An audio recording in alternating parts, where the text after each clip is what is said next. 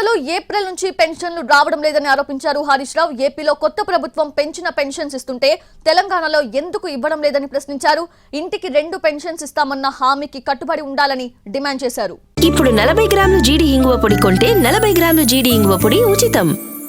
ఇప్పుడు 40 గ్రాముల జీడి ఇంగువ పొడి కొంటే 40 గ్రాముల జీడి ఇంగువ పొడి ఉచితం. కొత్తగా పదవి బాధ్యతలు చేపట్టినటువంటి ముఖ్యమంత్రి గారు అక్కడ ఇచ్చిన మాట ప్రకారంగా పెన్షన్ 4000 రూపాయలకు పెంచారు. 4000 రూపాయలకు మొదటి సంతకం చేశారు. మొదటి సంతకం చేస్తేనన్నారు, మాట ప్రకారంగా చేశారు. మరి మీ మొదటి సంతకం ఏమైంది? డిసెంబర్ 9 నాడే సంతకం పెడతాం, 4000 పెన్షన్ ఇస్తామన్నారు కదా, కనీసం ఆంధ్రప్రదేశ్ను చూసైనా నేర్చుకోండి, కళ్ళు తెరవండి అని చెప్పి నేను డిమాండ్ చేస్తూ ఉన్నా. ఆంధ్రప్రదేశ్లో సాధ్యం అవుతుంది ఎట్లా, తెలంగాణలో కాదెట్లా అని చెప్పి నేను అడుగుతా ఉన్నా. ఇవాళ ఆంధ్రప్రదేశ్లో ఇచ్చిన విధంగా మీ ప్రభుత్వం డిసెంబర్లో వచ్చింది. డిసెంబర్ నుంచి ఇప్పటికి 6 నెలలు గడిచిపోయింది.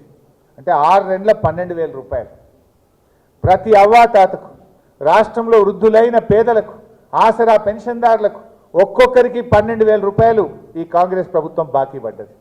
ఆ 12,000 ప్లస్ ఈ జూన్లో ఇచ్చే 4,000 కలిపి 16,000 రూపాయల పెన్షన్ డబ్బులు ఈ ఆసరా పెన్షన్దారులకు ఇవ్వాలని చెప్పి బీఆర్ఎస్ పార్టీ పక్షాన్ని